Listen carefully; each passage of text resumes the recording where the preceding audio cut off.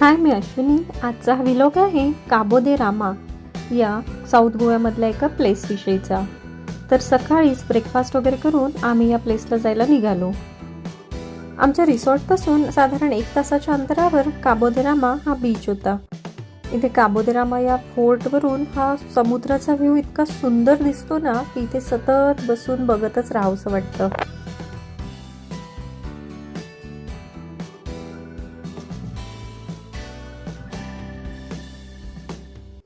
इथे वरच्या बाजूला फोटोज काढण्यासाठी काही फ्रेम्स आणि काही प्लेसेस असे बनवलेले आहे, जिथे आपण छान छान फोटोज काढू शकतो. इथनं हा व्ह्यू एक अतिशय सुंदर असा दिसतो.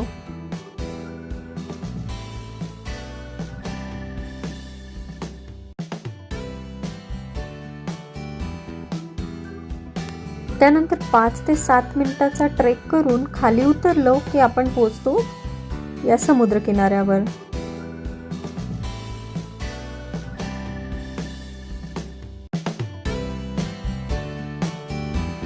इथे खाली उतरल्यानंतर समुद्र किनाऱ्यासोबतच तुम्ही कयाकिंग सुद्धा करू शकता.